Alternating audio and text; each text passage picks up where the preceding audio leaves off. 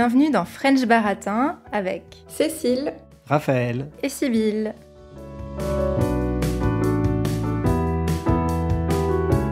Alors cet été, on fait une pause, vous n'aurez pas d'épisode dans le format habituel avec un sujet traité en 45 minutes pour début juillet et début août, mais à la place, on vous propose ce mini-épisode où on va vous parler un petit peu de nos projets pour cet été et vous donner quelques conseils au passage. Et sur Patreon, pour nos abonnés, vous aurez plein de nouveaux bonus, notamment un cours exclusif de 45 minutes avec Cécile. Vous aurez aussi l'occasion de suivre Raphaël et Sybille en vacances grâce à un vlog. Et vous aurez accès à des exercices pour progresser en français en vous amusant.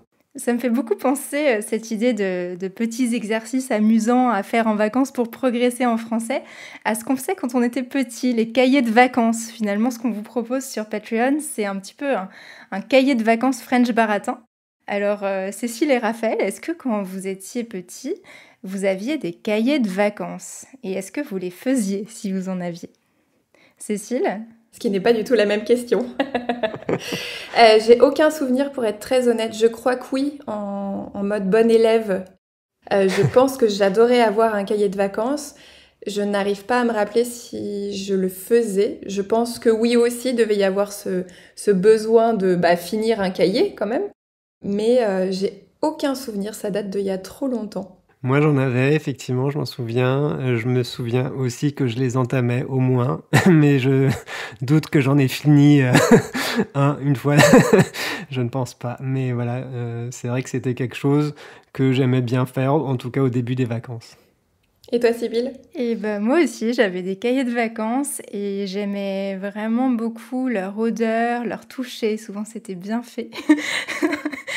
Tu fais une tête comme si c'était un peu bizarre de dire ça, mais pas du tout. Ça sent vraiment bon, les cahiers de vacances.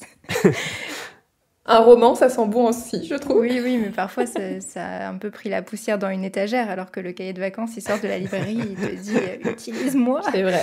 Voilà, et donc je les faisais en essayant de me contraindre à finir chaque chapitre avant de passer au chapitre suivant, mais c'était difficile parce que le français m'attirait plus, puisqu'en général, on nous racontait des histoires, et j'avais envie de savoir la suite sans avoir à passer par des exercices de géométrie, par exemple.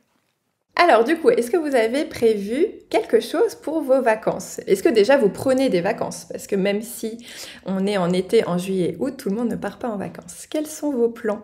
Eh bien, Raphaël et moi, on a beaucoup de plans en commun, mais on va vous parler peut-être de ce qui nous intéresse le plus chacun parmi ces plans en commun. Moi, je pense surtout à la Bourgogne. On va passer quelques jours en Bourgogne, près de Dijon, et c'est une région de la France que je ne connais pas encore très bien, mais qui m'a l'air vraiment très sympa. Donc j'ai hâte d'y être. Et toi, Raphaël, qu'est-ce que tu retiens de nos plans de vacances?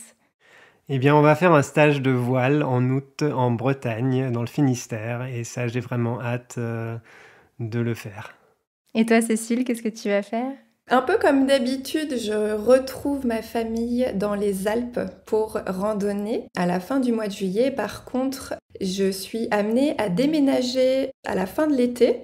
Et comme on n'a pas encore de date, c'est pas facile pour faire des plans, donc ça sera certainement plus en septembre. Et on verra si on a encore des sous pour partir en vacances, tout simplement. Voilà. Après des petits week-ends à droite à gauche, justement pour profiter quand même de l'été. Mais c'est vrai que ça va être un petit peu moins de vacances que d'habitude. Voilà. D'accord. Et alors, est-ce que vous avez des recommandations pour nos auditeurs cet été? Des destinations, des lectures, des films, des voyages? Cécile? Alors, je vais recommander 2 régions. En France, par exemple, si les auditeurs sont amenés à voyager dans le très beau pays qu'est la France. Forcément, en Alsace, là où j'habite, il y a la route des vins d'Alsace, pour ceux qui aiment déguster, on va dire, le patrimoine qui est le vin. Et donc c'est une route touristique qui traverse l'Alsace qui permet de découvrir à la fois le vignoble et donc de déguster le vin d'Alsace. Et bien évidemment de toujours recommander pour ceux qui aiment un petit peu moins la chaleur d'aller vers la Normandie, forcément ma région natale, où il y a aussi un petit peu moins de monde sur les plages et qui permet de juste profiter Je pense notamment aux villes, d'Étretat qui est très connue, mais Varangeville qui est aussi une petite ville qui est très très jolie. D'ailleurs, je crois que sur Instagram, il y a une photo de cette jolie ville côtière de la Normandie. Et donc voilà, pour quelques destinations en tout cas auxquelles je pense sur le moment. Super. Et toi, Sybille ?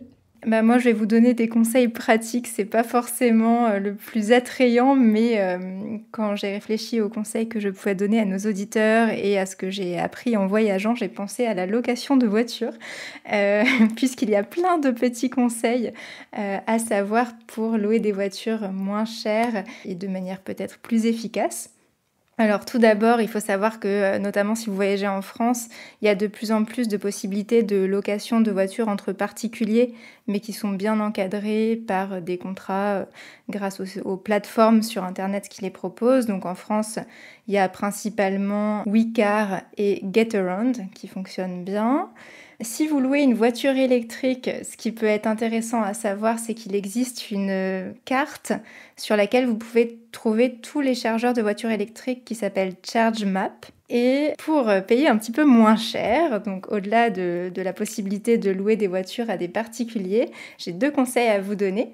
D'abord, souvent ce qui coûte très cher, c'est les assurances. Alors ça n'est pas du tout un message sponsorisé, c'est vraiment un conseil que je vous donne. Et il y a des assurances indépendantes en fait que vous pouvez prendre et qui couvrent toutes les assurances habituelles, mais qui sont beaucoup moins chères que si vous preniez l'assurance de votre loueur. Donc moi, celle que j'utilise, c'est Serenitrip et ça marche bien. Une fois, on a eu une petite rayure et elle a été remboursée.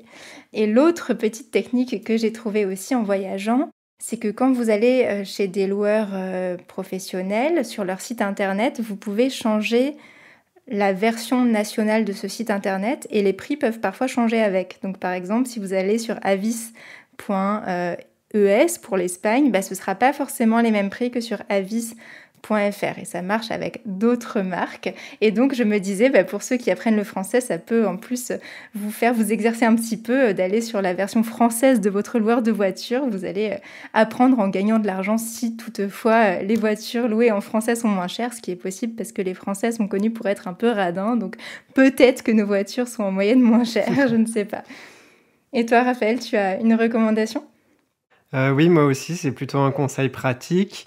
C'est en termes d'hébergement, si vous cherchez un logement, que vous avez plutôt un petit budget en voyageant en France, vous pouvez utiliser vous pouvez faire du house sitting, c'est-à-dire en utilisant une plateforme. Il y en a une qui s'appelle Nomador, qui permet en fait d'aller chez des particuliers qui vous laissent à disposition leur maison, généralement qui ont un animal de compagnie. Donc si vous avez les animaux de compagnie, c'est un bon moyen d'avoir à la fois un logement gratuit et peut-être profiter aussi des animaux de compagnie. Et je rajouterais que c'est aussi une très bonne méthode pour faire garder son animal de compagnie. J'ai à côté de moi notre petit chat Pocky qui dort et qui dort paisiblement en sachant qu'elle sera gardée par un home-sitter cet été. On espère que vous aussi, vous avez des beaux projets pour l'été, que vous allez pouvoir suivre les conseils à la fois de logement et de location, sachant que je tiens à préciser effectivement ou à confirmer qu'effectivement Sybille est une vraie pro de la location de voitures. Je crois que j'ai jamais rencontré quelqu'un qui avait autant conduit des voitures de location. Et du coup, toute l'équipe de French Barretin vous souhaite un très bel été et on se retrouve début septembre pour une nouvelle saison avec French Barretin. À bientôt. Bonnes vacances. Bonnes vacances.